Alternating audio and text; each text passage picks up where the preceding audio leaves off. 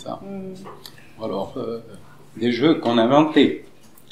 Nous, sur le sol, on dessine une route à la craie, on prenait des capsules de bouteilles, et on lance, avec le doigt, on poussait ces capsules, il ne fallait pas sortir de cette petite route, et si on ne sortait pas, on plaçait un cycliste, on appelait ça le Tour de France. Et on passait des heures à jouer à ça. Pour la saison 2 du projet J'ai 10 ans, les élèves de CM2 de Notre-Dame-de-Long et Val-Flonès dans l'Hérault ont interrogé des seniors en classe sur leurs souvenirs d'écoliers. Ce projet est rendu possible grâce au programme Parcours de la communauté de communes du Grand Pic Saint-Loup et l'Académie de Montpellier. Place au témoignage.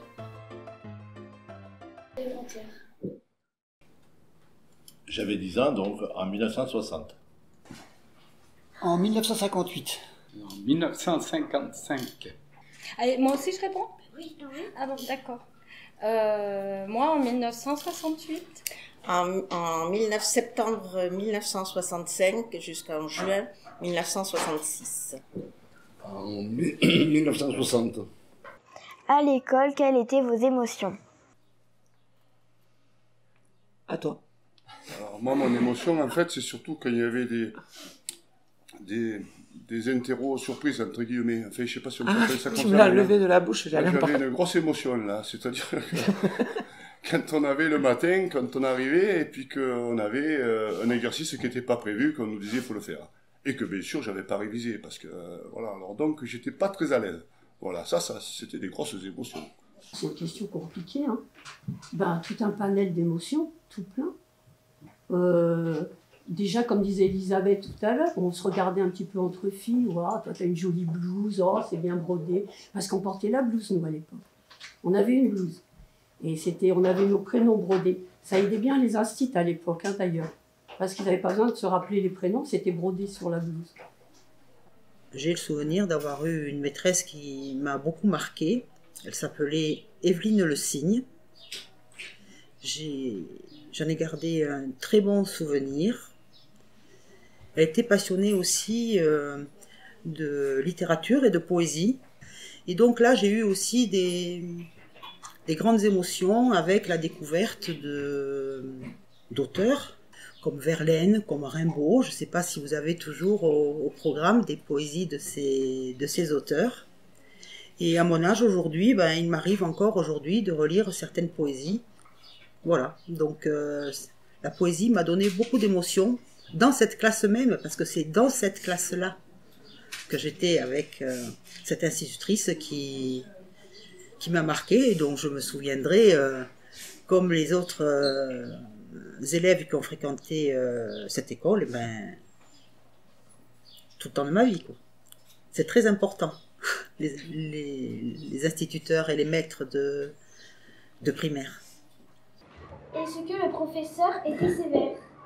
C'est Madame Sabatier, qui est restée très longtemps institutrice ici. Après, elle était très pointilleuse sur la politesse.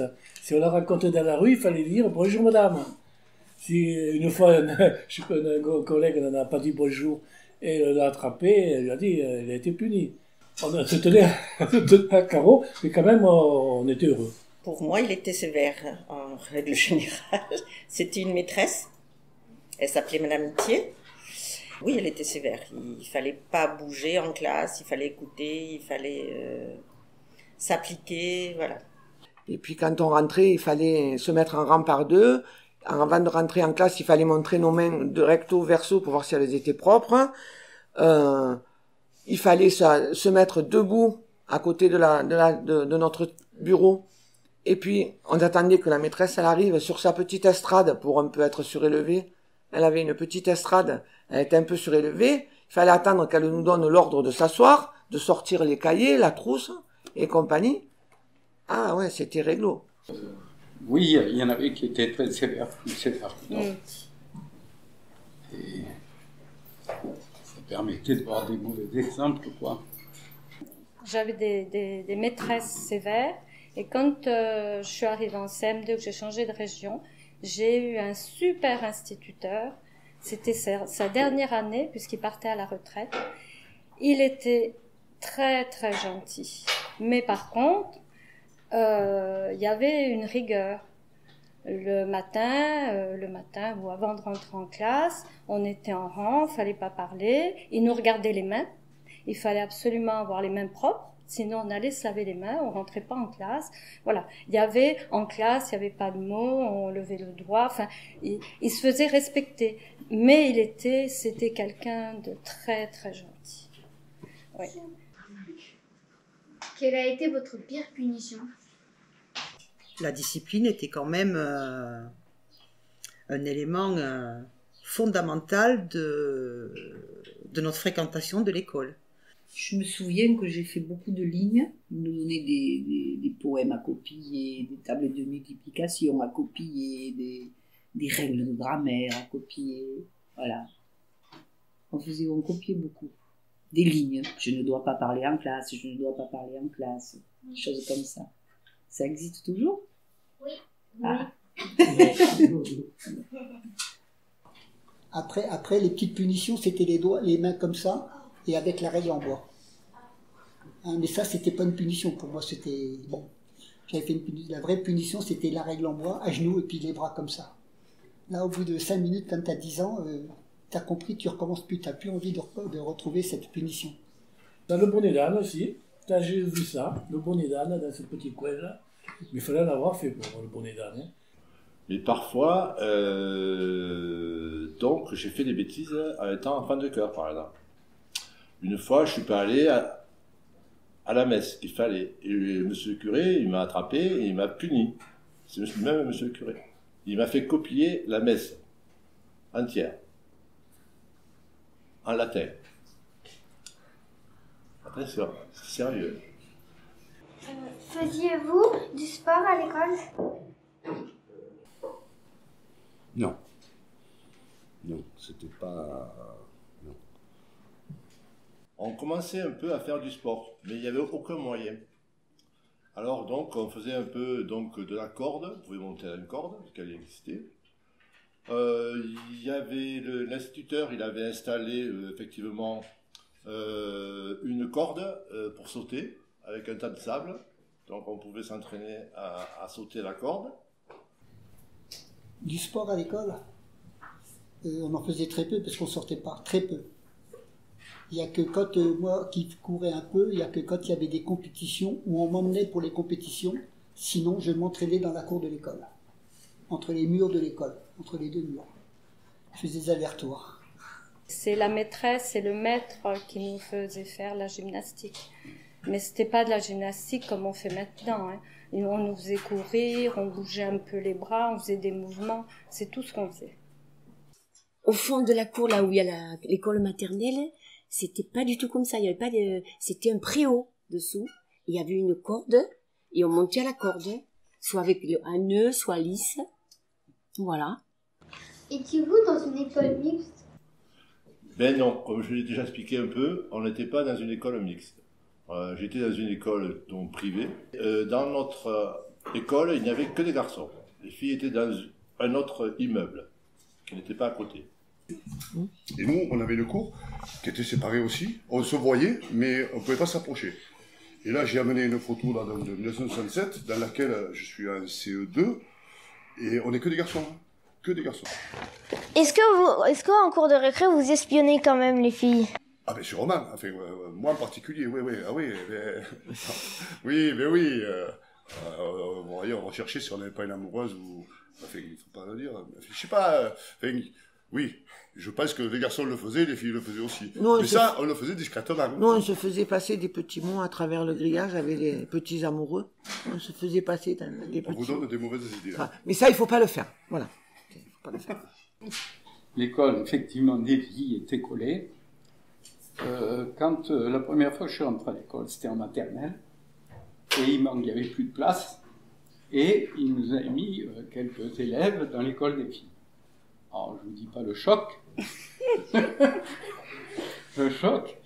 Là, disons qu'on était assez turbulents, on était 10 fois plus turbulents. Ça n'a pas duré longtemps, nous a rapatriés dans l'école des garçons. Comment se passait la cantine? Ah, mais moi, la cantine, j'étais pas à la cantine. J'habitais au village. Donc, j'avais pas de cantine. Et la cantine se trouvait Là où il y a où a répondu Madame Roy, là où il y a un bureau, je crois. Ouais, je connais pas. Mais sinon, je sais que mes petits copains, mes petites copines, eh ben, ils amenaient leur repas dans une boîte. Il n'y avait pas de repas servi à tout le monde. À la cantine, les repas étaient préparés par des sœurs. Et c'était l'époque après-guerre, donc il n'y avait pas grand-chose à manger. Donc, on mangeait pas toujours à notre faim.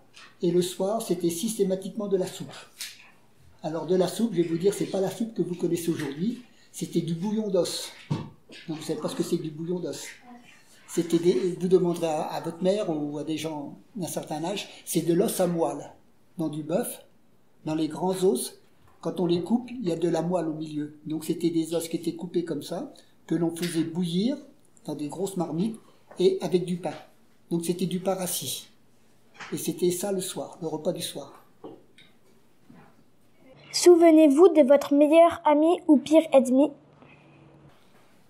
De pire ennemi, je ne pense pas en avoir eu beaucoup, et puis je l'ai oublié. Meilleur ami, oui. C'est un garçon qui s'appelle Pierrot, qui s'appelle toujours Pierrot, et avec qui j'ai continué à avoir des liens très très étroits et qui restent dans ma vie, complètement. Ah, moi, je m'en souviens. Il s'appelait Roger Lorca. Et comme c'est en Algérie, après, quand on est rentré en France, je ne l'ai plus jamais revu. Mais on est rentrés ensemble, on va dire, à la maternelle. Je ne sais même pas si on a fait une maternelle. C'était plutôt le cours préparatoire, ce qu'on a connu, jusqu'en 5e, où après on s'est séparés. Ils ont fait les 400 coups, quoi. Aviez-vous des jeux extérieurs? Courir et jouer au ballon. On faisait des flèches avec une ficelle, et je ne sais plus comment on appelait ça. En fait. On faisait des flèches, on faisait des sarbacanes, on se courait derrière, on faisait des couillons comme les petits jeunes. Notre jeu favori, c'était le football. Seulement, on ne le pratiquait pas à l'école parce qu'on ne pouvait pas, c'était interdit. Mais par contre, dès qu'on sortait de l'école, oui, avec une boîte de conserve, on jouait au football. Mais pour le foot, c'était quand même pas pareil, c'était plus un jeu. C'était des jeux d'enfants, quoi, le foot. Ouais. C'était pas du professionnel à ce moment-là. Je ne pense pas. J'ai fabriqué des bracelets et des colliers. Et je fabriquais ça à l'époque. On n'avait pas de perles comme on trouve maintenant partout, tout ça. Donc avec des pépites de melon qui étaient noires, ou des pépites de pastèque qui étaient noires, ou des petites pépites de melon que j'enfilais.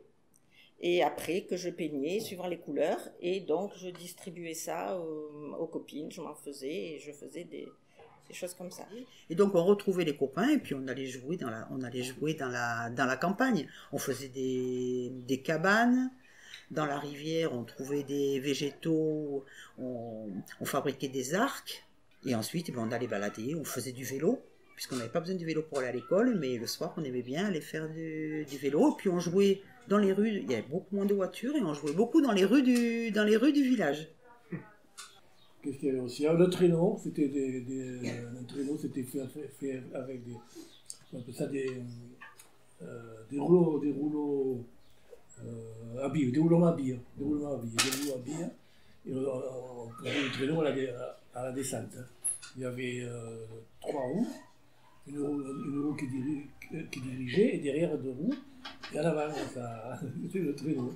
Des bouchons des capsules de bouteilles. Et on découpait dans les journaux les têtes des coureurs cyclistes. Et avec ça, on faisait des parcours dans la terre. Et on poussait, et au fur et à mesure, on faisait des courses comme ça. Pas avec des billes, avec des bouchons, là, c'était avec des bouchons. Comment viviez-vous sans Internet, téléphone portable ou jeux vidéo? Moi, je vivais très bien parce que j'ai un gros problème, c'est que je lis beaucoup et j'aime la lecture. Mais enfin, dès que j'ai su lire, j'ai su rapidement lire J'ai lu. Beaucoup. Alors, mon passe-temps, c'est la lecture. Chez la bibliothèque, il doit y avoir, je sais pas moi, il doit y avoir 1 millier d'ouvrages dans la bibliothèque. Je crois qu'on vivait très bien, mais on ne connaissait pas.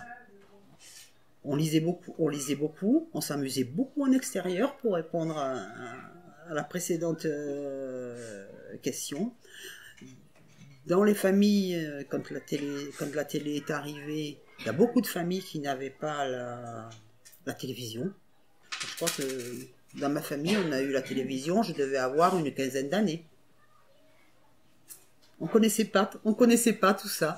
Et on n'avait bien sûr pas le téléphone portable, on avait une cabine téléphonique à Notre-Dame de Londres. Il fallait passer par un standard et une opératrice. On n'avait pas de téléphone portable et dans beaucoup de maisons, on n'avait même pas de téléphone fixe. Hein. Est-ce que vous faisiez des bêtises à l'école ou dehors? Mais nous, on n'a jamais fait de bêtises. Ah, moi non plus. Ah, mais comme vous d'ailleurs. Hein. Oui. Non, c'est vrai. J'étais assez sage comme élève, hein. C'est vrai. Vous allez peut-être faire des bêtises, mais... Pire bêtise à ce moment-là, si je me souviens d'une bêtise, c'était pas en classe, c'était la récréation, c'était une bagarre. Hein. Il ne faut pas trop le dire. Mais...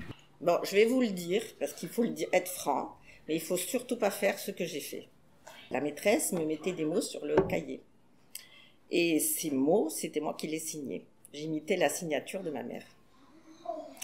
Chose qu'il ne faut pas faire. Hein. Oh, tout le monde en faisait un petit peu, des bêtises, mais des petites, c'était pas bien grave. C'était pas côté grosse bêtise. Il m'était arrivé de faire une grosse bêtise et je m'étais fait gronder. C'était la première année où j'entrais à l'école. Ma maman m'accompagnait à l'école et je voulais pas trop rester. Donc la maîtresse a voulu me prendre dans ses bras. Et j'étais tellement furieuse, je voulais pas rester, je voulais repartir avec ma maman. Elle avait une très belle cravate et je la lui ai arrachée. Alors elle m'en a pas trop voulu parce que je pleurais beaucoup, mais je crois que c'est la seule grosse bêtise que j'ai fait. C'était avant de rentrer en classe, on nous faisait mettre en rang. Et là, j'étais le dernier à m'aligner, mais à regagner la place de devant. Mais dans ma main, j'avais de la poudre à éternuer. Et tout le long... C'était des trucs de... Et tout le long... tout le monde éternuait.